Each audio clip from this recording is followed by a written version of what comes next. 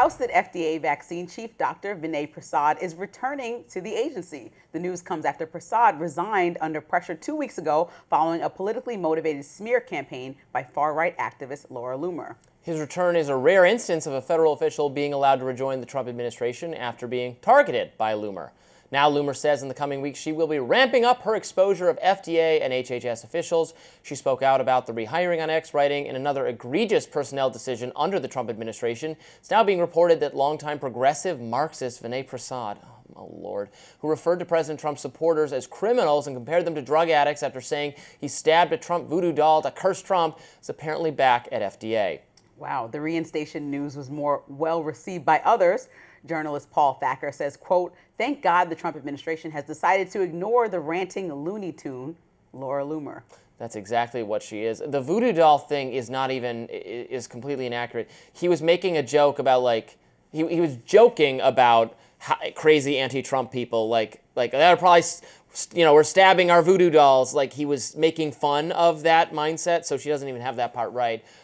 This is something we've talked about on Rising Now a couple times. Vinay Prasad is not a Marxist, and him being a progressive or Democrat otherwise has no relevancy here. He's very experienced for this role in the administration, a longtime independent-minded COVID personality who a lot of us like in the libertarian sphere and right and left. Interesting thinker. I love reading him. I learn a lot from him. I think he was great for this role. She ousted him by, again, calling attention to things he said out of context. Shouldn't matter that he's a Democrat. RFK Jr. was a Democrat. He's in charge of the entire department. Tulsi Gabbard was a Democrat. She's a ally of the Trump administration in good standing. We have to update what's going on. Laura. Well, I think from my perspective, this is rare, right? That somebody who is not completely loyal in some people's eyes to President Trump is being having access to the party again. And then the second thing is that Laura Loomer has, to me, way too much power in all of this. Every time she says something really and gets louder and louder about it, it's like Trump's administration reacts, which I think is probably most times not appropriate, right? They can make their own decisions as somebody who was elected into that office. But I also think, with him coming back, he could have just stayed not there, because I think a lot of the things around vaccines that he's done in the past around COVID-19, he heavily agrees with you that it never should have been given to a lot of people, and maybe just given to people 65 plus, which I disagree with. I think people did the best at the time, like we argue all the time. And I think that it saved a lot of lives by doing the best we had with the information that we had. And so, I think he's denied approval on several drugs. There's a lot of policies that I don't like. I'm interested to see what he does next. There's a lot of things that, make America healthy again, and overall that we have moved in the right direction as far as our public health. But I do think when it comes down to vaccines that we're making dramatic decisions like cutting $500 million of funding, and, he's going to be happily on board with all those things. Somebody has to be in the room talking a little bit of sense. This is not political. This is about lives. He has held up confirmation of a drug that he thinks is not safe. And he has reasons to think that because there were some deaths that had been linked to that drug. So there's some debate over whether this drug should be available.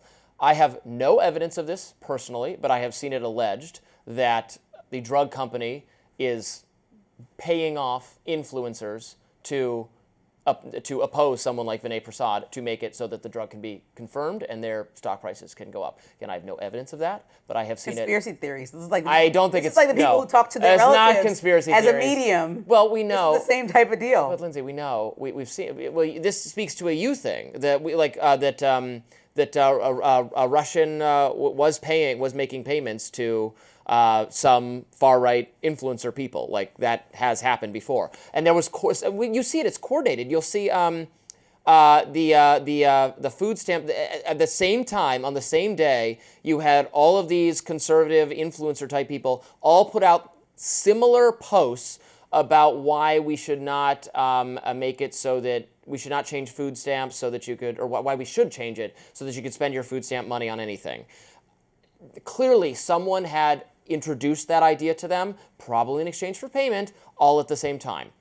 I suspect that's what's going on here as well. I mean, that's hard to prove. And that's like the well, it's hard to prove. That's like the Sydney Sweeney thing.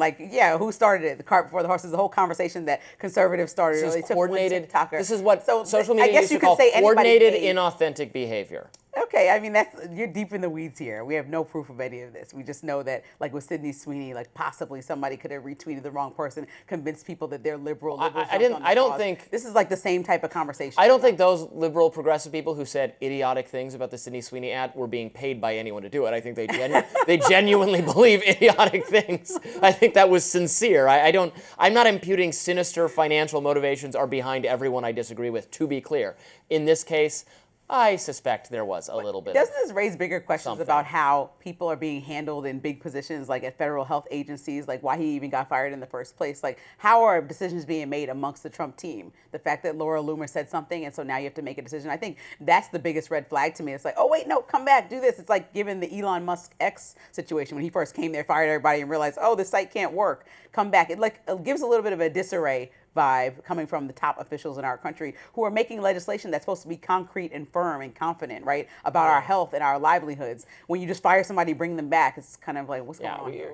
Who is staffing the FDA should substantially not be based on something you tweeted years ago that Laura Loomer discovered. I agree that is not a good way to do government personnel decisions, and this is a defeat for her, that he was brought back and it was recognized that this was insane overreach on her part. And she said she's going to go on a rampage now, basically. Well, she's always on a rampage. Well, even deeper rampage. Of the time. She should be ignored. Her influence should shrink, and that is the healthy thing for the MAGA and the MAHA movements to do. And hopefully they can do some real healthy things for the American people as well, which the yeah. guys and again, on the actual approval of this drug, I have no expertise. I don't know whether it's unsafe or not. I am generally more on the side of approving things. What's difficult for drug approval is that once it's approved, it's not just like, well, then you get to try. Because I'd be for letting people try things, and, well, if it's not good for you, that's on you.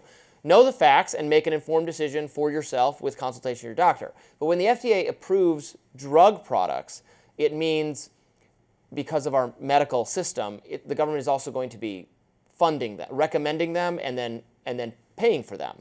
So because there's that extra step, there's a need for the drug or the therapy or whatever it is to be really rigorously proved to be safe, because it's not just like, well, it's going to be on the shelf, you can buy it or not. Right. You make your own choice. It's going to be recommended to people and paid for by the government. So there is a larger level of scrutiny.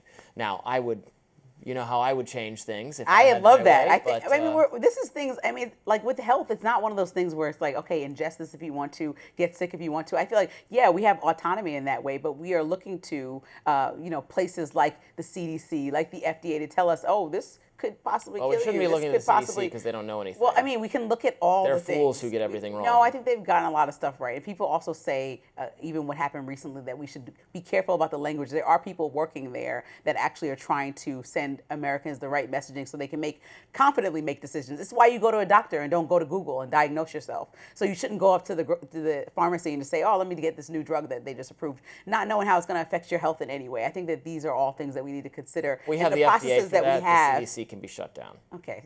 The CDC can and should and must be shut down. It's an urgent public safety crisis that is allowed to continue to exist. Over-dramatically characterized. In its moment of truth, in the moment it was designed for, a once-in-a-century pandemic, and its centralized testing, and its tests were bad and faulty.